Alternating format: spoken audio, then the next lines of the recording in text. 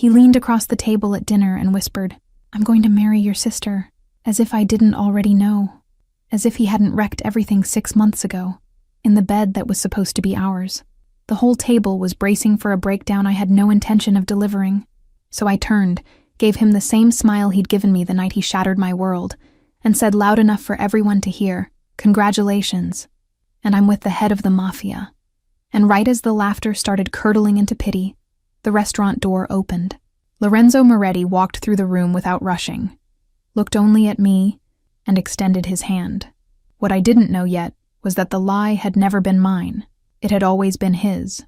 Chapter 1. The Daughter Who Was Left. Over the Moretti Grand had that particular scent of polished mahogany and generational wealth that clung to the air like a quiet statement. I cut across the lobby with my tablet clutched to my chest, weaving around a cluster of German-speaking executives who'd turned the reception area into their personal boardroom. The event hall sat at the far end of the east wing. Past a service entrance I could find blindfolded, and I had less than an hour to inspect the panoramic window setup facing Elliott Bay. The kind of client who drops a small fortune on a view is exactly the kind of client who'll lose their mind over a curtain that's slightly off-center. I shouldered the door open and stepped inside, already scanning the chair arrangement on the right, mentally tallying what was missing from the semicircle, when my brain snagged on something unexpected. Lorenzo Moretti stood at the glass wall with his hands buried in the pockets of a charcoal suit, staring out at Puget Sound the way someone studies a chessboard mid-game. Patient, deliberate, unhurried. The dying afternoon light caught the sharp edges of his jaw, his broad shoulders, the rigid stillness of a man whose presence filled a room without effort or invitation. A stockier man stood next to him, murmuring something low, but Lorenzo gave no sign that any of it was reaching him. This was the third time our paths had crossed in a matter of weeks. The first was up on the mezzanine during a charity event I was running for the hotel. He appeared, lingered for maybe 20 minutes, exchanged a few words with a man in round glasses, and vanished. I never saw the man in glasses again. The second time was at the ground floor restaurant entrance. I was rushing out for lunch, my laptop bag slung over one shoulder in a way no one would call graceful. He held the door without a word. I muttered a thank you without lifting my eyes, because I was running late and hungry, and didn't have the bandwidth for attractive strangers with good manners.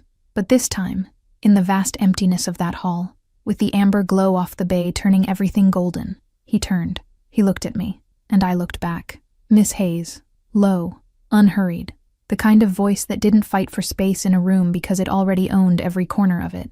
What froze me in place wasn't the formality or the way my surname seemed to hover between us for a beat too long. It was that he knew it at all. No one had introduced us. Not once in 3 encounters had someone thought to say, "This is Scarlett, she handles events here," or offered any of the usual courtesies that bridged the gap between a recurring guest and a member of staff. Yet he spoke my name as casually as if he were noting the time, like it was simply a fact he'd always had. "Mr. Moretti," I said, because professionalism was the only reflex that fired fast enough to beat the silence. His gaze lingered on me 1 second past comfortable, and something in it triggered an instinct I couldn't quite name. Not fear, but a deeper awareness. The kind that tells you certain doors, once opened, don't close on your terms. The man beside him observed us without a word, hands laced behind his back, his face carefully blank. Lorenzo didn't smile. I got the impression he never did. Instead, he gave a slight tilt of his head, something between acknowledgement and appraisal, and turned back to the water as though I'd already left. I walked to the semicircle, checked every chair, noted the 2 that were missing, and the curtain on the left that needed straightening. My hands didn't shake. My breathing stayed even. I didn't glance back, not because the urge wasn't there, but because I was almost certain he was still watching, and confirming that felt like conceding something I wasn't ready to give up. The hallway air hit me like ice water the moment I stepped through the service door, and the breath I'd been holding without realizing it rushed out of me in one long exhale. Lorenzo Moretti belonged to a world I only ever glimpsed from the margins, the world of guests who reserved entire hotel floors and settled bills in cash, of tailored suits and black cars that arrived at the entrance with a driver and no license plate visible. I had no clear picture of what he did for a living, and the part of me that had long ago learned to read what people left unsaid suspected it was safer to keep it that way. The Uber left me at my building in Fremont, right as the last daylight was sinking behind the trees. 3 floors, no elevator, a facade that had once been mint green and had since faded into something closer to mold. My apartment occupied the ground level, a a small balcony out front, where 2 pots of lavender somehow kept surviving, despite every reason not to. I tossed my bag onto the couch, kicked off my shoes, and drifted into the kitchen to assemble something that could generously be classified as dinner. I was halfway through slicing a tomato when the phone buzzed, and the name on the screen made my grip tighten around the knife. Meredith Hayes, my mother. I could ignore it. Let it ring out, then send a vague text. Shower, headache, early night. Anything to buy myself a few more hours of peace. But I knew how this worked. She'd call back in 5 minutes, then 10, then 20. The phone would keep vibrating on the counter like a countdown I couldn't outrun. I answered, "Scarlett, I need to discuss Thursday." She launched in before I could get a syllable out, as if the conversation had been running in her head long before she dialed. "Dinner at Bellini's, 8 o'clock. Your sister wants the family there. Ethan proposed over the weekend, the ring is already on her finger. And now they want to make it official. An engagement dinner. Everyone together." Every word landed precise and polished. No hesitation. No room for negotiation. That was Meredith Hayes. She orchestrated indignities with the same meticulous care she brought to holiday table arrangements. Every element placed with intention. Every role pre-assigned, and God help anyone who tried to improvise. "Mom," I said, and was surprised by how steady my voice sounded, because internally my stomach was staging a revolt the half-sliced tomato did not deserve to witness.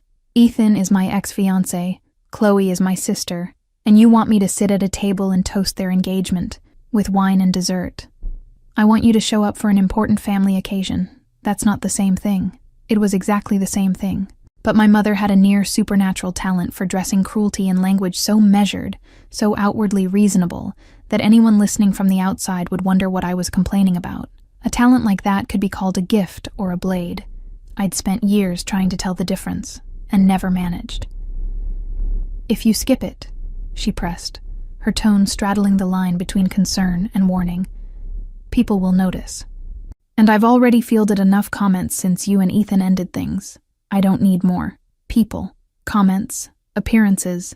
It always circled back to that, to what the neighbors saw, to the narrative making rounds at Laurelhurst dinner parties and charity brunches, to the polished illusion of a family that functioned beautifully from the outside and, from the inside, ran about as well as a clock stripped of its hands.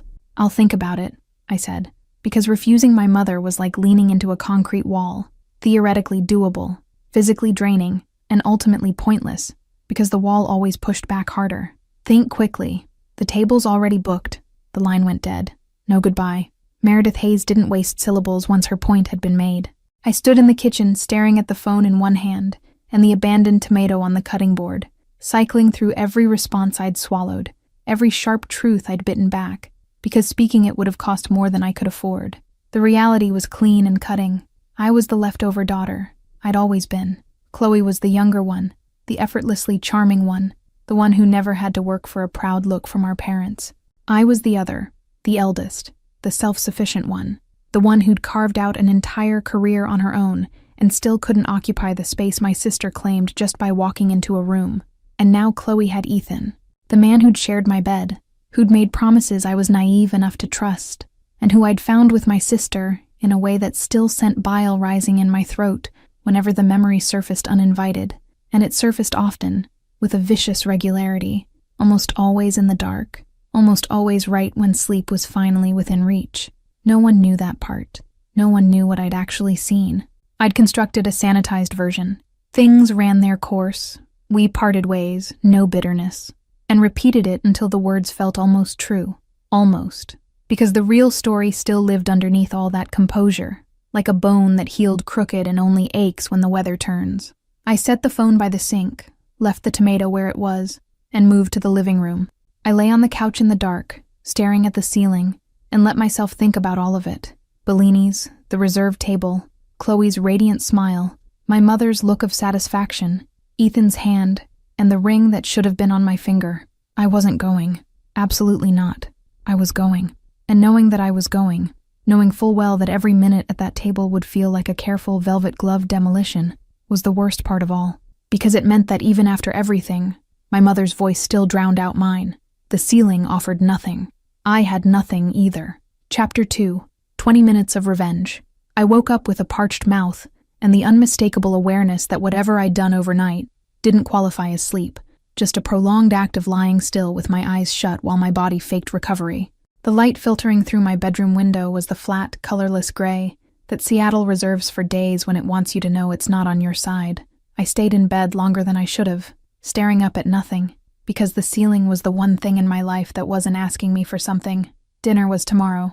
That thought followed me like a shadow, while I stood at the bathroom mirror, while I filled the kettle, while I picked up my phone and found 3 messages from Chloe in the family group chat, a photo of the restaurant, a heart, and a question.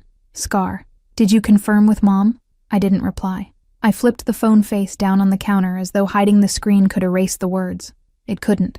The morning dissolved into lukewarm coffee and a low-grade dread that had settled behind my ribs like something physical. I tried to get work done from the apartment, a budget review for a corporate cocktail the Moretti Grand was hosting the following week, but the numbers refused to hold still. They swam and rearranged themselves on the screen while my mind drifted to Bellini's, to the table, to the chair where I'd be placed with a clear sightline to Chloe, flashing that ring, the whole family raising their glasses, my sister performing her flawless impression of someone who hadn't detonated my life. I shut the laptop, went to the living room, found a bottle of white wine in the fridge from a night I couldn't place, and poured a glass I emptied too quickly for a Wednesday afternoon. Then I poured a second, because the first hadn't fixed anything, and the second at least pretended to try. Halfway through that second glass, sitting cross-legged on the couch with the daylight dying behind the curtain, the idea arrived. It didn't arrive as a plan. It arrived as a picture. Me, walking into Bellini's with someone beside me. Not a friend, not a colleague, not some distant relative recruited at the last minute to occupy the empty chair. Someone who would make every fork at that table freeze midair. Someone who would make Ethan Prescott swallow his proposal along with the bread. Someone who would strip my mother of the one thing she'd never once lost, control of the story. And the face in that picture, ridiculous, reckless, completely unhinged, was Lorenzo Moretti's. I put the glass on the floor before I could spill it, because the couch had suffered enough. Lorenzo Moretti. A man I'd crossed paths with exactly 3 times, who somehow already knew my name, who watched me with the quiet precision of someone running calculations I wasn't cleared to see. A man whose profession I couldn't pin down, but whose world. I understood this with the kind of intelligence you develop when you've spent years listening to what people don't say. Was the kind that left no paper trail. It was insane. It was the sort of thing a woman does after 2 glasses of wine on a hollow stomach when she's too afraid to feel afraid. It was everything I would never do, which was exactly why I stood up. I got dressed with the brisk efficiency of someone who refuses to let reason catch up. A fitted black dress with long sleeves, serious enough to mean business, understated enough not to send the wrong message. Shoes that would announce my arrival the second I crossed a marble floor. I called an Uber before the sensible part of my brain could mount a defense. In the back seat, watching Seattle scroll past the window while the driver kept a merciful silence, I rehearsed what I'd say. I tried 3 versions, discarded all of them. There was no graceful way to ask a near stranger to play my boyfriend at a family dinner. No script existed for this kind of lunacy, and every sentence I assembled fell apart before it reached its point. The Moretti Grand appeared ahead, its facade glowing against the wet pavement, and my stomach clenched in a way that had nothing to do with the wine. I crossed the lobby with my chin lifted and the stride of someone who belonged there, which I did, during working hours at least. The reception desk was a sweep of dark marble staffed by 2 employees I knew by name, and when the taller one spotted me arriving after hours, his face flickered between surprise and a well-trained attempt to hide it. "I need to go up," I said, gesturing vaguely toward the ceiling in what was meant to convey top floor, but probably looked more like I was pointing at heaven. "Mr. Moretti's office. He's not receiving visitors," the receptionist replied, with the practiced diplomacy of someone who says no dozens of times a day and needs each refusal to land like a gentle suggestion rather than a locked door. "I work here," I said, and before he could follow up, I was already heading toward the private elevator at the end of the east corridor, tucked behind the same wood-paneled wall I passed daily without ever having used it. The elevator had 1 button. When I pressed it, the panel requested a code. I didn't have a code. What I had was 2 glasses of wine, an impulsive decision, and a streak of stubbornness inherited directly from the woman who'd called me the night before to invite me to my own emotional execution. I stood there for 3 seconds, glaring at the keypad as though sheer willpower might persuade it, when the door slid open from the inside. The man who stepped out was shorter than Lorenzo, and twice as wide, with shoulders that looked built for breaking through walls, and a face that wore the permanent expression of someone long past the point of being surprised by anything. He scanned me, not with interest, but with the quick, clinical assessment of a person whose job description revolved around measuring threats, then leaned a shoulder against the doorframe, as if time were something he had in unlimited supply. "Women who show up unannounced usually bring a gun or a court order," he said, his voice dry enough to crack glass. "Which one is it?" "A favor," I answered, because honesty was the only currency I had left. He studied me one more second, then stepped aside and held the door. Tobias Carrozza, I'd learn his name later, was the kind of man who made decisions without narration. The elevator climbed in silence. When the doors parted on the top floor, a wide corridor stretched ahead, bathed in the soft glow of indirect lighting that made everything feel slightly unreal. It ended at a set of double doors in dark wood, one of them already ajar. Tobias walked ahead, nudged the door open with 2 fingers, and took up position against the outside wall, his station clearly, and one he'd occupied many times before. Lorenzo Moretti's office was everything I should have predicted, and nothing I was prepared for. The far wall was floor-to-ceiling glass, and beyond it, Puget Sound sprawled dark and endless, fairy lights tracing slow arcs across the water. The desk was large and nearly bare, a brass lamp, 2 crystal tumblers that served as either decoration or an unspoken invitation. No photographs, no personal touches. Nothing to suggest a human being spent hours of his life in this room, only the austere precision of a space that existed on its owner's terms. And the owner was already facing me, standing by the window without his jacket, shirt sleeves pushed up past his forearms, his gaze fixed on me before I'd even crossed the threshold. "Miss Hayes," he said, and my name in his voice carried the same weight it had the first time, inevitable, as though no other words had been available to him. "I need a favor." It came out raw, unpolished, stripped of every diplomatic wrapper I'd meant to dress it in. "I know this makes no sense. I know I have no business being here, but I need 20 minutes of your evening tomorrow, and after that I'll leave and never step into this elevator again." He didn't move. No frown, no crossed arms, none of the reflexive gestures people reach for when they hear something absurd. He stayed exactly where he was, hands in his pockets, wrapped in that dense, weighted stillness I was starting to realize was the most dangerous thing about him. 20 minutes, he said. Not a question. A measurement, as though he were turning the number over in his mind, testing its shape before deciding what to do with it. "At a restaurant, tomorrow night, Bellini's, Capitol Hill." I spoke fast, because if I paused to breathe, the nerve would abandon me. "My family will be there. My ex-fiancé will be there. He got engaged to my sister, and my mother organized a celebration dinner right in front of me. I can't walk in there alone." The silence that followed had weight. It pressed against my eardrums, thick and almost tangible. Lorenzo watched me with an attention I couldn't categorize. Not curiosity, not sympathy. Something more precise, more surgical, as though he were disassembling each word I'd spoken and rearranging the pieces into a pattern that served him better. Then he moved, 2 unhurried steps toward me, with the deliberate economy of a man who never rushes because nothing starts without his permission. He stopped close enough that I caught his cologne, something rich and woody that blended with the clean air of the office, and close enough that pretending my breathing hadn't shifted was no longer an option. "Who's the ex?" His voice dropped low, almost private, as if the question mattered more than the casual tone was willing to admit. "Ethan Prescott." Something flickered behind his eyes. Brief. So brief that a blink would have buried it. It wasn't surprise. It was recognition. The kind that surfaces when a name you've heard before reappears in a context that rearranges its meaning. But nothing else moved. His posture held, his expression stayed locked, and the composure with which he absorbed those 2 syllables was so total that I nearly convinced myself I'd invented the reaction. Nearly. "Tomorrow at 9, he said. No question. No negotiation. A statement. Clean, definitive, leaving no opening for gratitude or follow-up questions. He turned back to the window, and I understood, with the clarity of an unspoken instruction, that I was dismissed. I left his office with my pulse hammering so loud, I was certain Tobias could hear it from the corridor. He said nothing as I passed, just peeled himself off the wall and walked me to the elevator with the easy indifference of someone who regularly escorts people out of places they were never meant to enter. In the Uber heading back to Fremont, with the city streaming past the glass and the streetlights painting the window in rhythmic stripes, I tried to make sense of what had just happened. I'd walked into the office of the most imposing man I'd ever encountered, made a request that defied all logic, and walked out with a yes that didn't sound like a favor. It sounded like a decision he'd been waiting to make. And then there was the name, Ethan Prescott.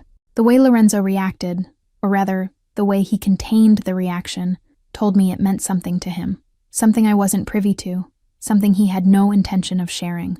But I was too drained to probe, and too relieved to challenge it.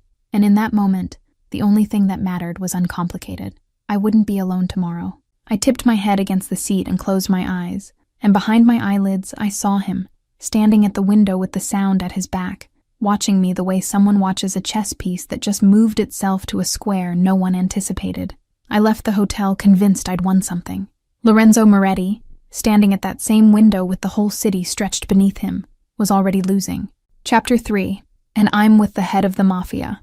The moss green dress was a clearance rack impulse I'd never had the nerve to wear, the kind of color that demands something from you before you even leave the house. It hugged where it should, and gave room where it needed to, and when I checked my reflection in the bedroom mirror before walking out, the woman staring back looked far more composed than the one living inside her. My hair was swept into a side braid Dell had walked me through one night over wine, and a phone propped against a stack of books, and my earrings were small, deliberate, the kind of detail only someone watching closely would catch, and I didn't want anyone watching me closely. I wanted to be invisible right up until the moment I chose not to be. The phone buzzed while I was fastening my shoe strap, and Dell's name on the screen felt like a lifeline I hadn't realized I was reaching for. "Tell me you're not getting dressed for what I think you're getting dressed for." Delaney Osie's voice arrived without warning or punctuation, carrying the same relentless energy that made her flower shop in Fremont the loudest and warmest corner of the neighborhood at once. Dell was my closest friend since college, the kind of person who told the truth especially when the truth stung, and who could make any catastrophe survivable just by the way she talked about it. "I'm getting ready," I confirmed, yanking the buckle tighter than necessary, "to attend the engagement dinner for your ex and your sister, with your mother running the show. Scarlett Hayes, I am begging you." "I have a plan," I said, and the words came out steadier than they had any right to, given that 24 hours earlier, my plan had been sobbing into a glass of cheap white wine on the couch. "I have a plan" is the sentence people say right before they end up on the evening news. "What plan?" "I'm bringing someone." Dell went quiet for 2 full seconds, which, for her, was the equivalent of a long meditative silence. "Who?" "Someone who's going to make Ethan choke on his own ring." "Scarlett." "Who?" "I'll tell you after," I said, because speaking Lorenzo Moretti's name to my best friend would have sent Dell marching across Fremont in her flip-flops to physically block my door, and I could not be blocked.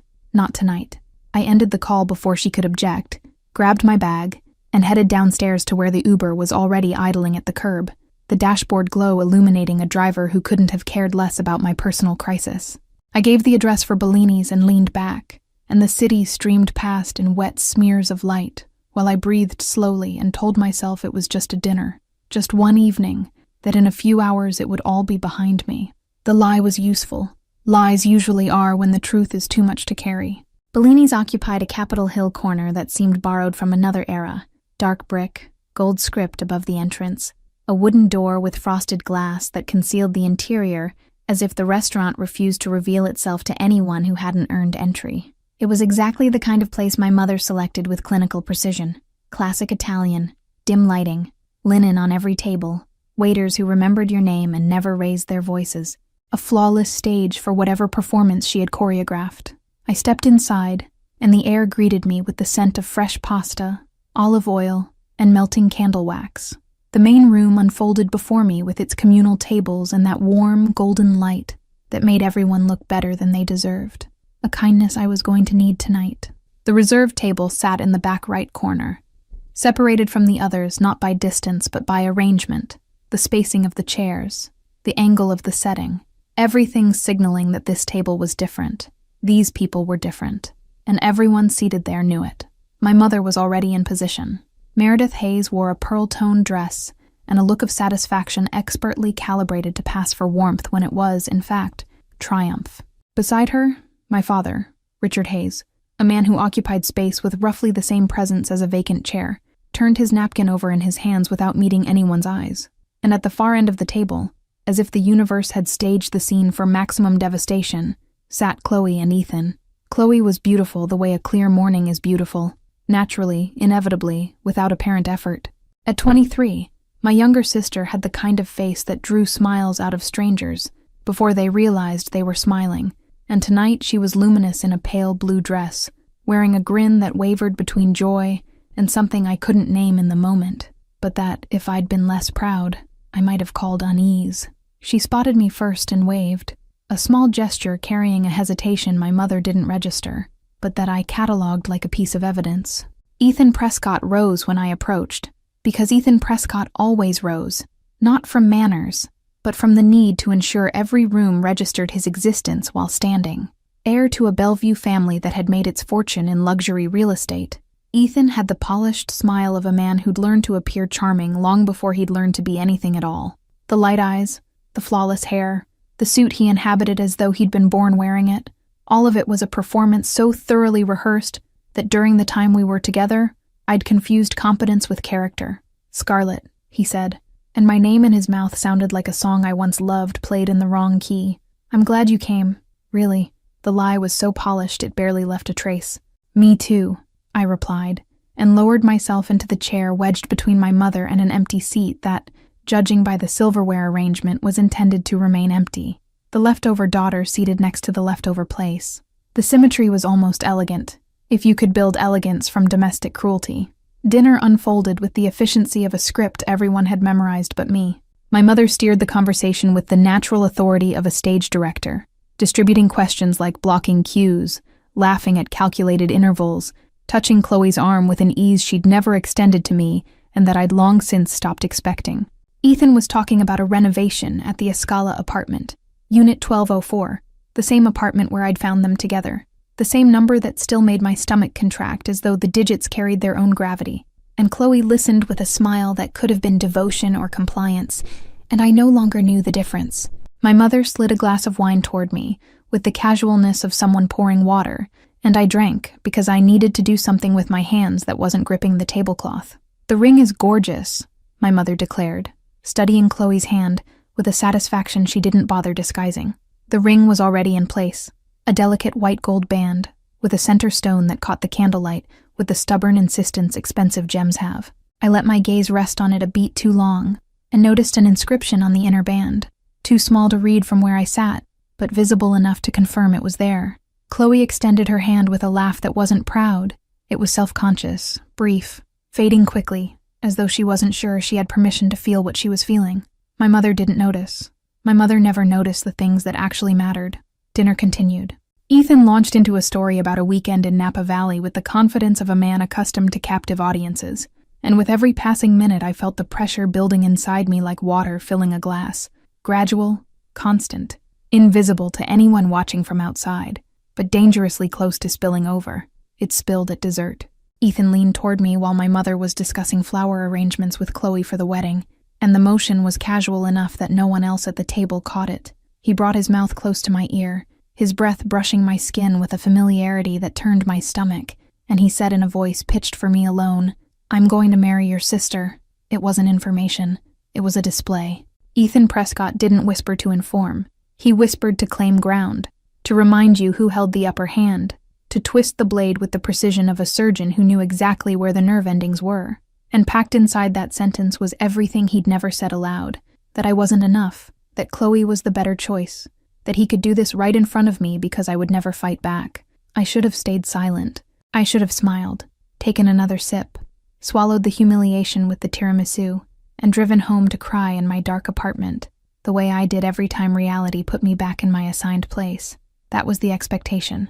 That was what the old Scarlett would have done. But the old Scarlett hadn't walked into Lorenzo Moretti's office the night before. I straightened my spine, lifted my wine glass with a hand that did not tremble, and that alone was already a victory, and answered loud enough for the entire table to hear. "That's great. And I'm with the head of the Mafia." The table laughed. My mother produced that polite, reflexive laugh people deploy when they've missed the joke, but refuse to be the last to react. Chloe stared at me with wide eyes. Ethan broke into a smile that was equal parts condescension and certainty, because in his mind, the ex was simply cracking wise to survive the evening. Then the door of Bellini's opened. Lorenzo Moretti entered the restaurant as though the entire space had been designed around his arrival. He didn't scan the room. didn't search for the table, didn't hesitate. He crossed the full length of the dining room in a stride that was unhurried and unstoppable at the same time, the charcoal suit flawless under the warm light, and every person he passed fell silent for half a second, not because they knew who he was, but because the body recognizes authority before the mind catches up. He looked only at me, and in that look was something I hadn't anticipated.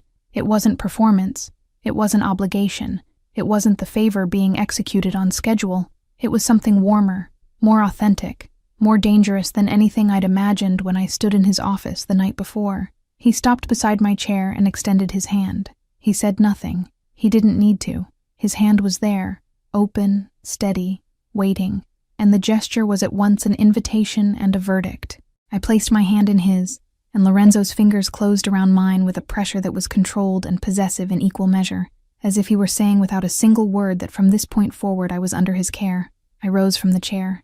The entire table had gone still. My mother's wineglass hung suspended between the table and her lips. Chloe was staring at Lorenzo with an expression somewhere between shock and what might have been fear. My father, for the first time all evening, had stopped fidgeting with his napkin. And Ethan Prescott, the Bellevue heir, the man who whispered to wound and smiled to conceal it, looked at Lorenzo with the face of someone who has just understood he's sitting at the wrong table. The smug grin had vanished, replaced by a swift, instinctive recognition I hadn't expected. Ethan knew Lorenzo, or knew the reputation, or knew the kind of man standing in front of him. Whatever the source, it was enough to drain the color from his face in the span of 2 heartbeats. Lorenzo said nothing to the table. No greeting, no introduction, none of the courtesies the moment would have demanded from anyone else. He simply looked down at Ethan, once, briefly, with measured precision. The look carried no explicit threat, but it held the weight of a silent promise I couldn't decode, and that Ethan clearly could. Then Lorenzo turned his back on the table and walked toward the door, and I went with him, because his hand still held mine, and because in that instant there was no place in the world I wanted to be, except beside the man who had just turned the worst dinner of my life into the finest exit I'd ever made. The sidewalk outside Bellini's was slick with the fine mist drifting over Capitol Hill, and a black SUV waited at the curb with the engine running, and tinted windows catching the gold of the restaurant's sign. Lorenzo opened the door for me without releasing my hand, and when I slid into the back seat and he settled beside me, the interior wrapped around us in a silence that smelled of leather, and something woody I was already starting to associate with him and no one else. I stepped out through that door feeling the cool night air on my face, and his hand still around mine, and I believed I understood everything, that the look he'd aimed at Ethan had been for my benefit, that his entrance had been the favor delivered, that the quiet inside the car was the stillness after the performance.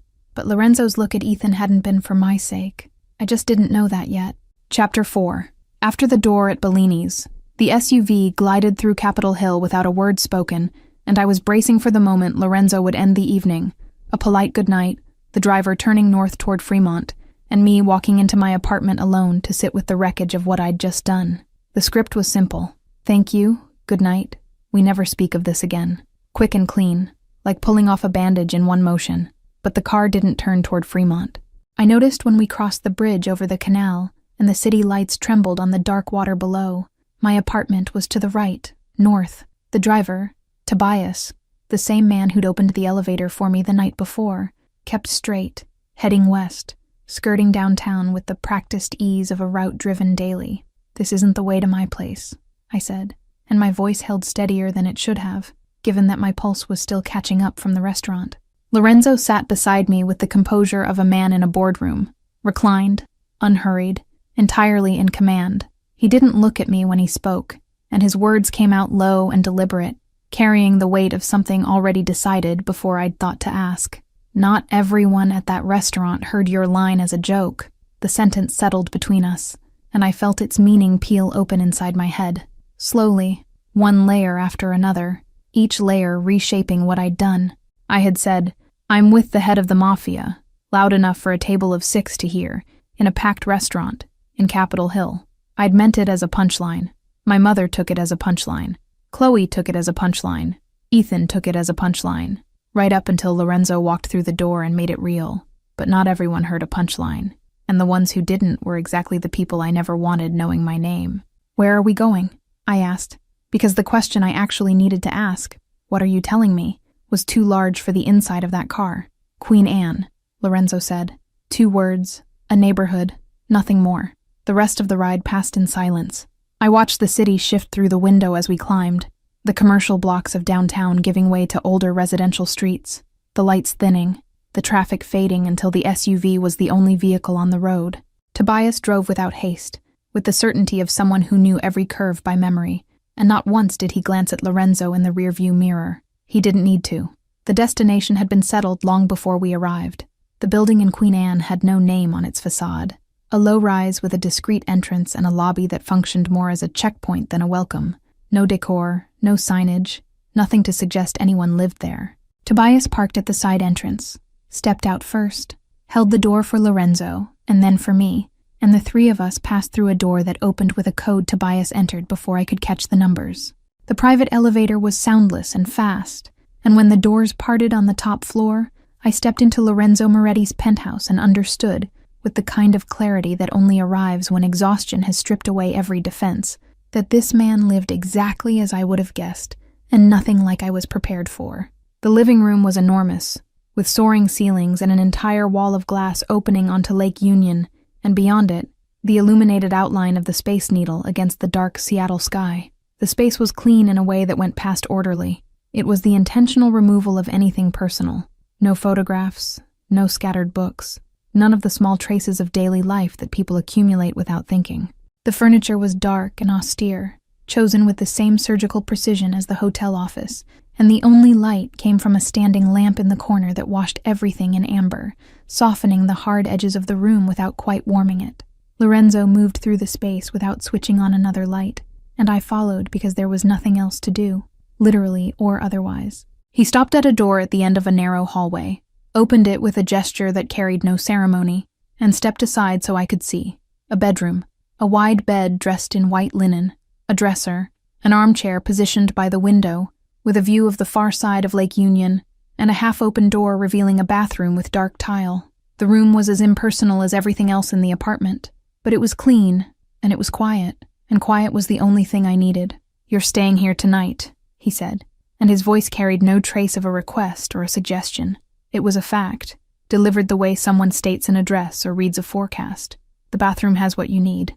Anything it doesn't, Tobias will take care of. He drew a phone from the inner pocket of his jacket, black, slim, no case, no visible branding, and set it on the dresser beside the door. "Use this one. Yours can wait until morning." I looked at the phone, then at him. A flood of questions jammed in my throat like cars at a bottleneck, all of them trying to get through at once, none of them clearing the intersection. But the one that escaped was the simplest and the most impossible to answer. Why?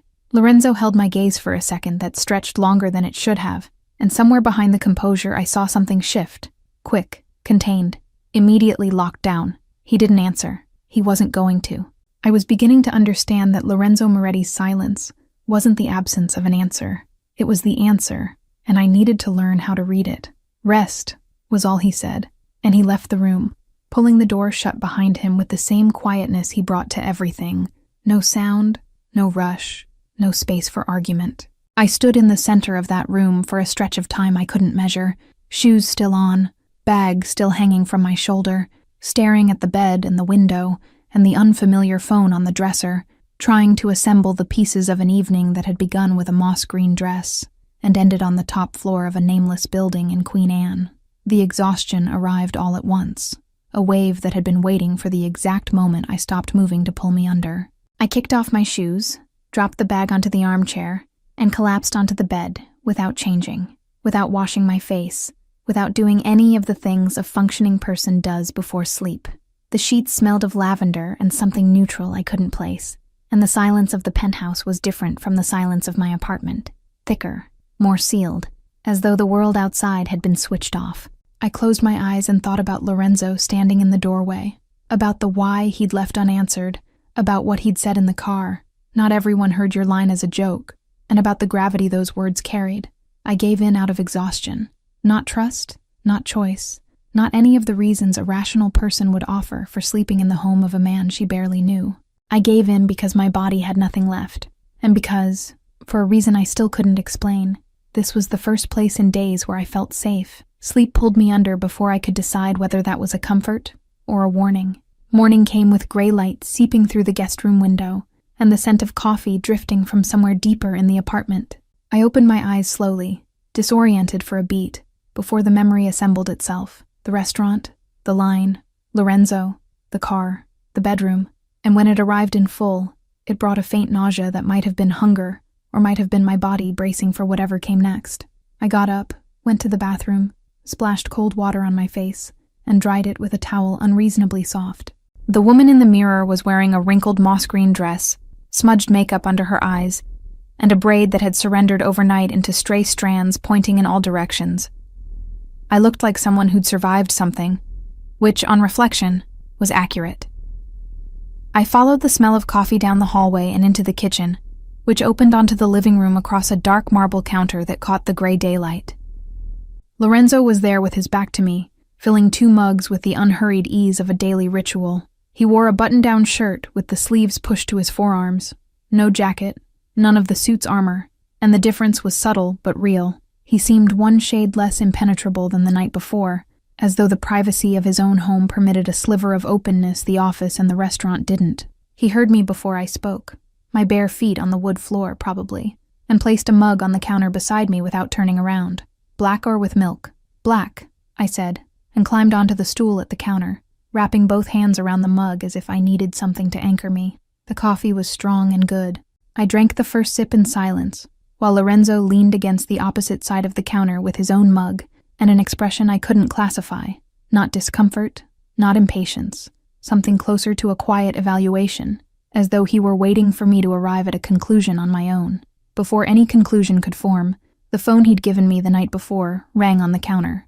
My mother's number filled the screen, which meant either someone had passed along the new number, or Meredith Hayes had methods of tracking people down that would surprise no one who knew her. I answered, because not answering only postponed the inevitable, and postponing the inevitable was a strategy I'd tested many times and that had never once worked. "Scarlett Hayes, do you have any idea what you've done?" My mother's voice hit like an alarm. No preamble, no good morning, none of the courtesies she demanded from everyone else, but discarded whenever the script went off the rails she'd laid. "The entire city is talking. The group chats are a nightmare. Eleanor Chambers called me at 7 this morning to ask whether my daughter is involved with criminals." 7 in the morning, Scarlett? "Mom." Lorenzo set his mug on the counter without a sound and stepped toward the living room, offering me space I hadn't requested but that he'd known I needed. "Your father didn't sleep," she pressed on, and there was something in her voice I hadn't expected. It wasn't just anger, and it wasn't just social mortification. It was something deeper, more urgent, bordering on desperation. "He's furious. Furious in a way I've never seen. And I've seen your father furious more times than I can count. He wants to speak with you. He wants to know who this man is." My father's fury caught me off guard. Richard Hayes was a man who sought out the quietest corner of every room, who spoke little and offered opinions even less, who had operated for my entire life as a passive presence, physically there, but never actively engaged. He didn't raise his voice, didn't push, didn't intervene. And now he was furious in a way my mother had never witnessed. The disproportionality was odd, so odd that I registered it without being able to explain it, and tucked it away as a piece of a puzzle that didn't yet have a shape.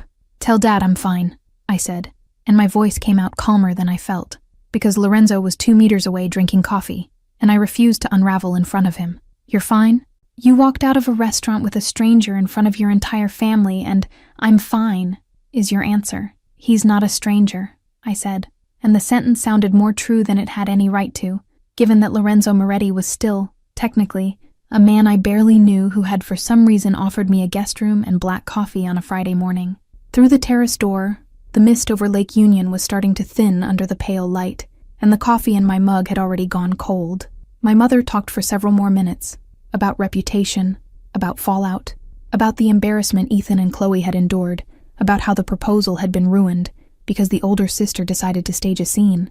I listened to all of it with the mug in my hand and my gaze fixed on the dark surface of the coffee, and when she finally hung up, without a goodbye, as always, I set the phone on the counter and felt 2 seconds of pure, scalding, shameful revenge flare in my chest before it burned itself out, because the truth landed right behind it. The charade wasn't over. I'd thought it was 20 minutes. In, out, finished. But the line I'd dropped at the restaurant was already making its way through the city. My father was furious in a way that made no sense, and I was drinking coffee in the penthouse of a man whose life I didn't understand and whose motives I couldn't read. I wasn't in control. Maybe I never had been. At that moment, my personal phone, buried in my bag since the night before, rang from the armchair in the guest room. The sound was muffled by the fabric, but I recognized the insistent vibration that meant a call, not a text. I went back to the bedroom, dug through the bag, and saw Dell's name on the screen. I answered.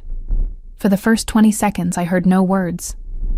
I heard a sequence of sounds that included my name repeated 3 times in escalating tones of outrage, the word Mafia pronounced in 4 distinct inflections, and what sounded like something toppling in the background, probably a vase from the shop, knowing Dell. When she finally stopped for air, the question came in a voice stranded somewhere between panic and grudging admiration. Scarlet Hayes, are you where I think you are? Dell, I need you to breathe. I am breathing. I'm breathing and reading at the same time, because Jennifer Liu just sent me a photo of you leaving Bellini's holding hands with a man who, according to the neighborhood group chat, is Lorenzo Moretti. Lorenzo Moretti, Scarlet. The man the City magazine put on the list of people you don't want problems with. That Lorenzo Moretti. Dell, are you at his place, right now, at this very moment?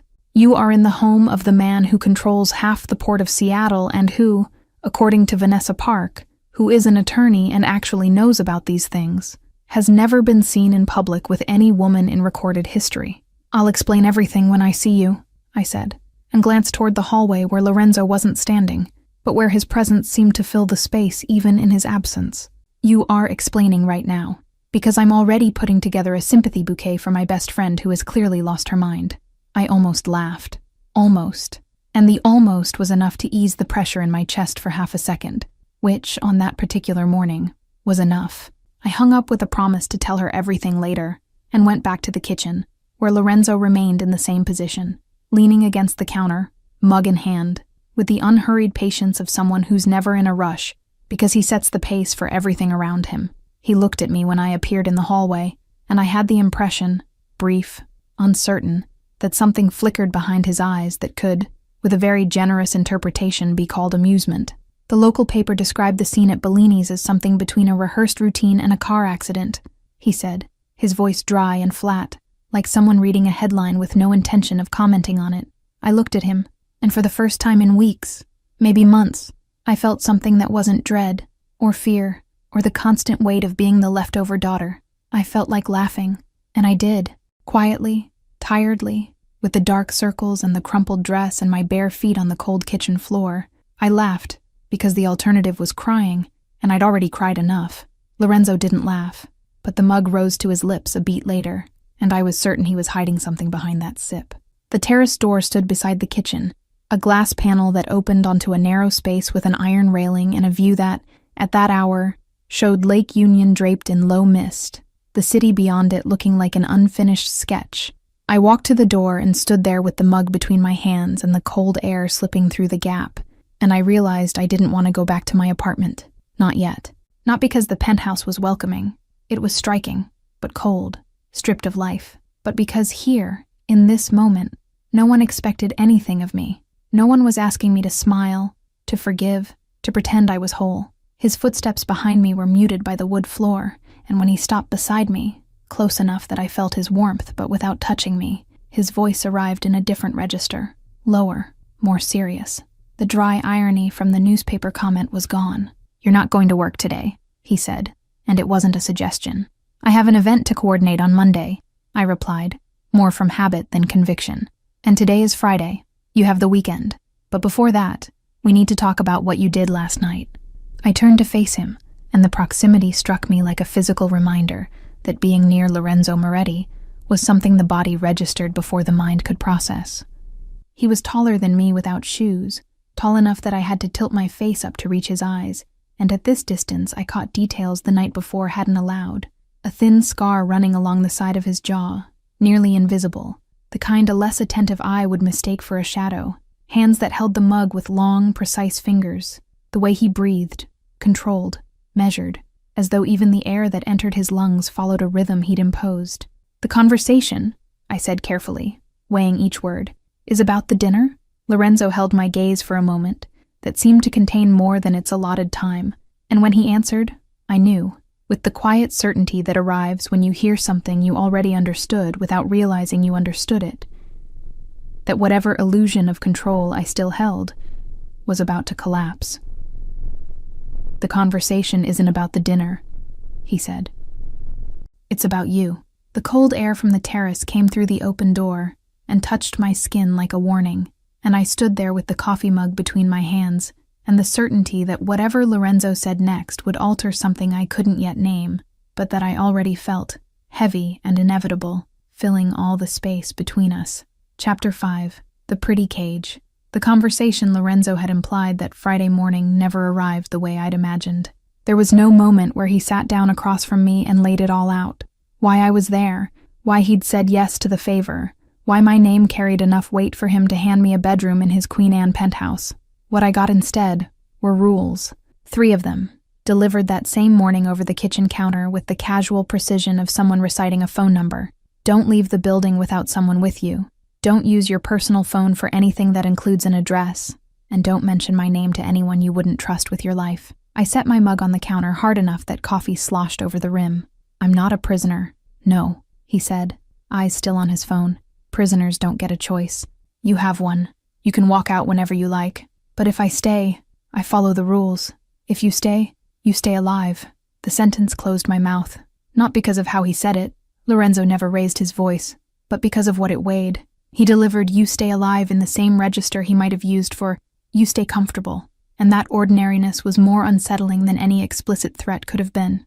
I stayed, not because those words had persuaded me, but because returning to my apartment in Fremont meant returning to my mother's calls, to the glances from neighbors who'd already seen the photo circulating through group chats, and to the airless quiet of a place that still smelled like the life I was trying to shed. I stayed, but I never stopped asking. During the first week, I brought up Bellini's 3 separate times. Why had he agreed to come? Each answer was a variation on nothing. A glance, a redirect, once he simply left the room. In the second week, I asked who exactly might have taken my line at the restaurant at face value. "People who pay attention," he said, and gave me nothing else. A routine formed around those silences. Tobias drove me to the Moretti Grand every morning, always the same route, and I returned to the penthouse by late afternoon. Lorenzo was seldom home when I walked in. He'd appear later, sometimes without his jacket, sleeves pushed past his forearms, sometimes still sealed inside the full suit carrying the scent of wherever he'd been. We ate dinner at the counter from plates Tobias procured from a source I never questioned, and our conversation was sparse. Clipped sentences, functional questions, the kind of shorthand 2 people develop when they share a space without knowing what they are to each other. So I watched. It was the only tool I had, and I'd always been skilled with it. My mother had taught me, unintentionally, that observation was the difference between being blindsided and being ready. So I observed everything. I noticed Lorenzo took calls in Italian using a voice I didn't recognize. Sharper, faster, stripped of the measured pauses he employed with me. One Tuesday, he spoke a name that made Tobias rise from the kitchen chair and leave the apartment without finishing his coffee.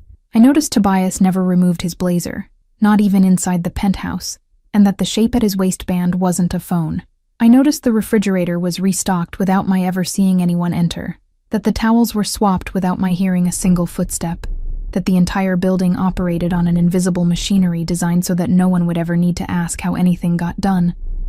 I cataloged all of it, not out of paranoia, out of self-preservation. If Lorenzo refused to give me answers, I'd construct my own, and I watched Lorenzo, more than I should have. There was the way his fingers stilled on the keyboard the moment I entered a room.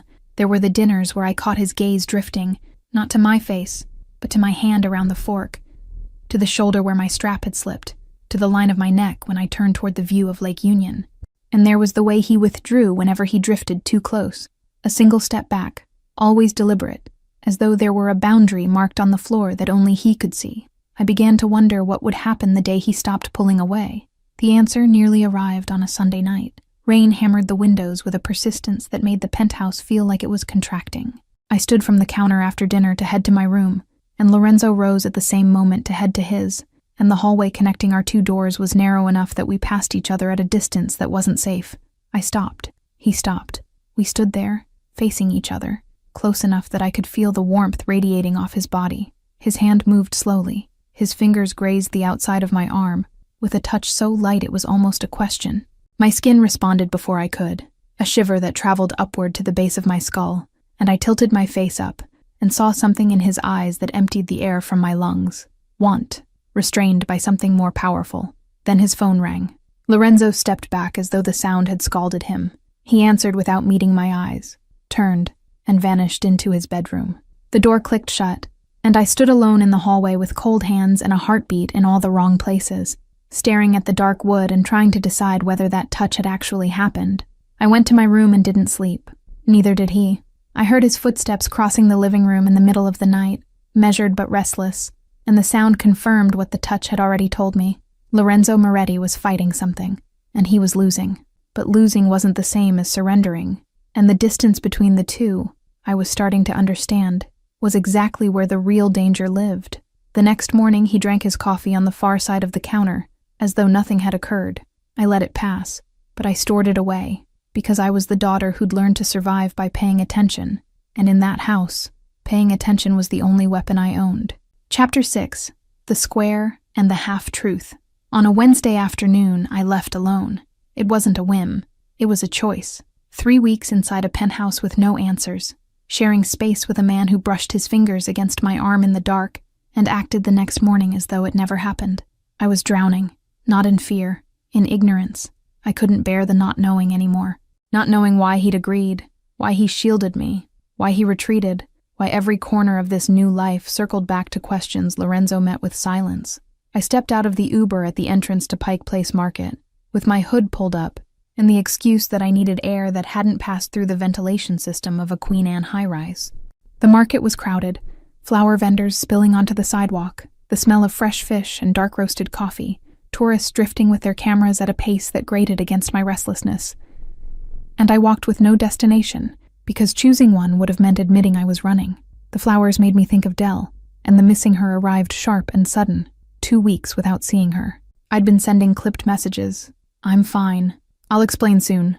Don't worry." The text equivalent of shutting the door in my best friend's face. She deserved better, but telling her the truth meant putting into language a situation I couldn't make sense of myself. And I had no idea how to say, "I'm living with a man who may be in the Mafia and who touched my arm in the middle of the night," without Dell dialing 911 before I finished the sentence. I took the side stairs down and drifted toward Pioneer Square, where the crowds thinned and the quiet gave my own thoughts room to breathe. It was inside that quiet that I noticed the car. Dark sedan, far corner, engine idling, windows sealed. I would have dismissed it if it hadn't moved when I did. I turned right. The car adjusted. I stopped. The car stopped. I cut diagonally across the square. The sedan looped the block and reappeared on the next street over. Fear clamped around my throat and drove my pulse into my temples. I didn't know who was inside that car, but I knew, with the certainty of someone who'd spent weeks absorbing the textures of Lorenzo's world, that it wasn't random. Then the black SUV materialized on the opposite corner. The rear door swung open before the vehicle had fully stopped, and Lorenzo climbed out wearing an expression I'd never encountered. Not anger. Something colder, more lethal, something that turned his face into a mask I didn't recognize. He looked at the sedan. Tobias stepped out from behind the wheel, walked toward the dark car with the unhurried ease of a man taking a stroll, and spoke something through the window I couldn't hear. The sedan pulled away without protest, as if a single word from Tobias was sufficient. Lorenzo's hand closed around my wrist, firm, allowing no debate, and steered me to the SUV. I got in. He got in beside me. The car was moving before the door finished closing. I should have been scared. Part of me was.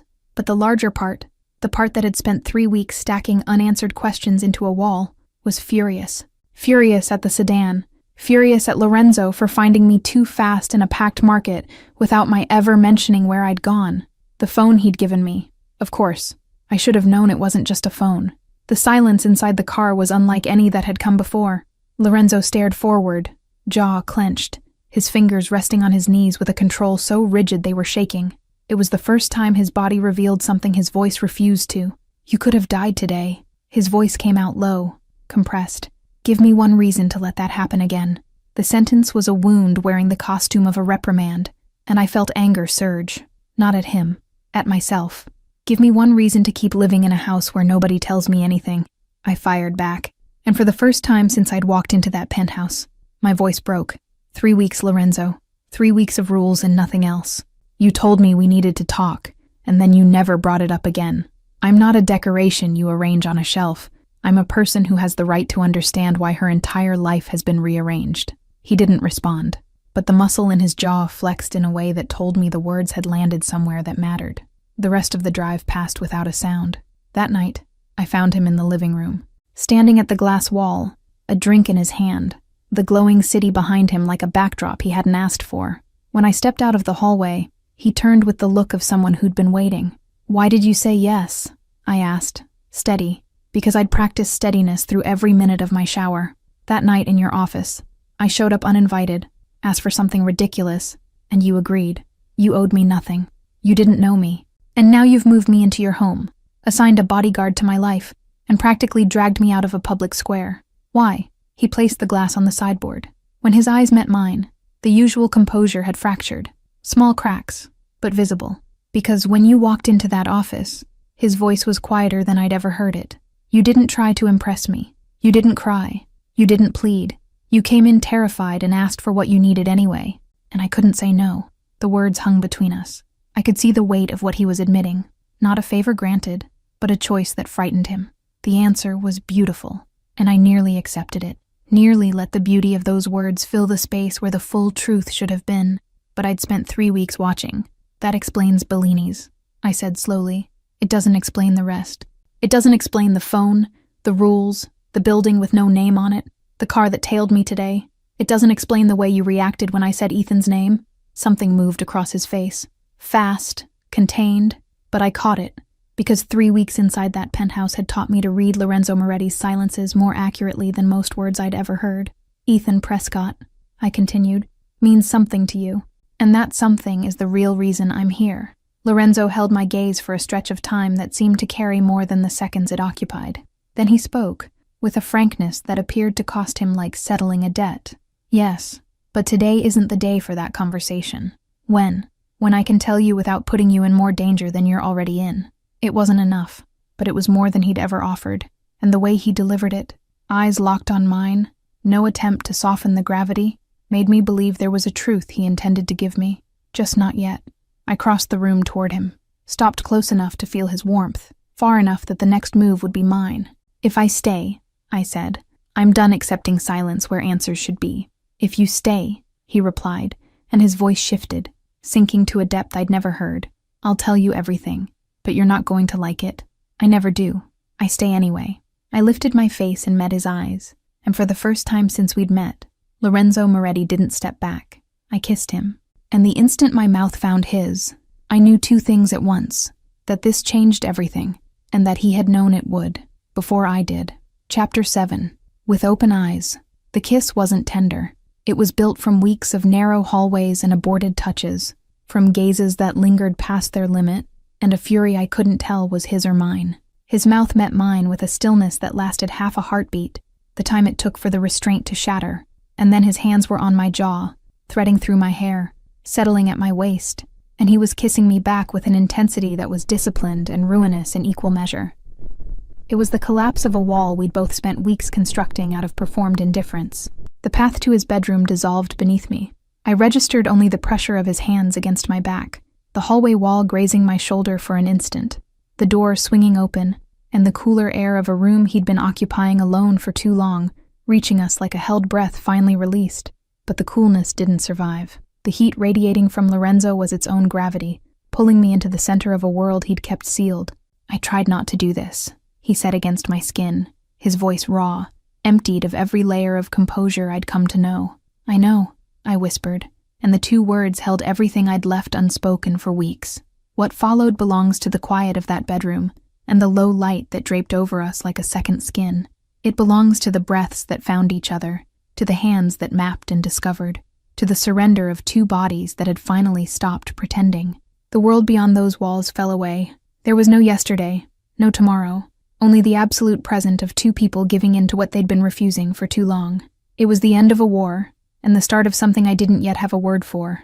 I felt every moment with a sharpness that caught me off guard, every touch recorded, every murmur kept, every instant where his control peeled back a little further, and my body responded as though it had always known the language he spoke.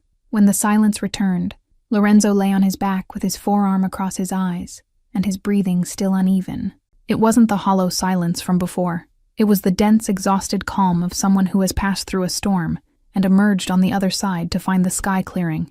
I lay beside him with my head on the pillow, my skin still holding the memory of every place his hands had been. "Stay," he said softly, without moving his arm, and the word sounded like it cost him more than all the others combined. An admission of need Lorenzo had never permitted himself. "I'm here," I answered, finding his hand, weaving my fingers through his in the dim light of a room that no longer felt quite so cold. But I woke before he did. I slipped out wrapped in the robe I found behind the bathroom door and crossed the dark living room to the terrace. The Seattle air met me sharp and clean, and Lake Union lay still beneath the early mist, the Space Needle glowing faintly in the distance against a sky that hadn't yet chosen between night and morning. The city seemed to be breathing slowly, as though it too were trying to decide what to make of what had come before. I rested my hands on the iron railing and let myself think about everything.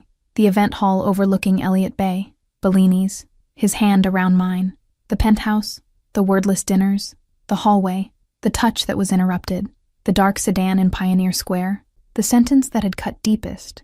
Give me one reason to let that happen again, and the half-truth he'd offered in the living room, when I can tell you without putting you in more danger. The performance had become real life. I understood that, but I also understood something else. Something the Scarlet who first walked into that office would never have overlooked. Lorenzo had given me a beautiful answer and postponed the truth, and I had let him. Let him because I was exhausted, because want had outrun caution, because his body against mine had made me forget, for a few hours, that there were questions stored in a place he still hadn't shown me. I wasn't naive. I knew later could quietly become never. I knew his reaction to Ethan's name was a piece that refused to fit, that the speed with which Tobias had dispatched the sedan in the square was chilling, that the sentence, "You're not going to like it," carried a weight I still couldn't gauge. I knew I was choosing to stay with a man who dealt in half-truths, and that it could ruin me, and I chose to stay anyway, not out of innocence, out of decision, because for the first time in my life, the choice belonged to me, not to my mother, not to my ex, not to my sister, and because I believed, with the same stubborn tenacity I'd inherited from Meredith Hayes, perhaps the only thing of hers worth keeping, that I would drag the whole truth out of Lorenzo Moretti before his silence cost me more than I could afford. The first light of dawn touched the surface of the lake and turned the mist to gold. I stood there with my hands on the railing and his robe around my shoulders, and I knew that the woman who had stayed was not the daughter who was left over. She was the woman who chose to stay. Lena here. That wraps up Book 1, and I've already finished Book 2. You can get access to it for a really small fee. I told a lie at a family dinner, and by chance, the most dangerous man on the West Coast walked through the door to play along. That's what I believed for 3 months. I believed he had saved me from my ex, that, in the middle of a charade, the two of us had found something real. But this morning, looking for a work contract in his office, I opened the wrong folder, and there it all was. My ex's name, photos of me taken without my knowing, and a deal. That's when I understood. He didn't walk into Bellini's by chance. He didn't protect me because he loved me. He circled me carefully, won me over patiently, kissed me knowing exactly who I was, and waited until I mistook surveillance for fate. Now I was going to have to walk back into the bedroom where I'd left my clothes next to his, look into the eyes of the man I loved, and pretend my chest hadn't already understood first. It wasn't my ex who had destroyed me. It was the man I ran to when I needed to be saved. Like I said, that was just a taste of Book 2. To watch it uncensored, just click on the first link here in the pinned comment. I'll see you on the other side in a few seconds. Remember, just click on the first link down here in the comments, and Book 2 complete, no ads, no interruptions, will already be available for you. It's very simple. Book 2 is something I'm loving making. You're loving it too, so I promise there will be more. It's where you find increasingly spicy stories, a true dark romance. And precisely because this version is getting more and more heated, the video isn't well accepted publicly on YouTube. This closed environment is where I can actually share my essence and where I feel free to do my best work for you. More news coming soon. I'll be waiting for you on the other side.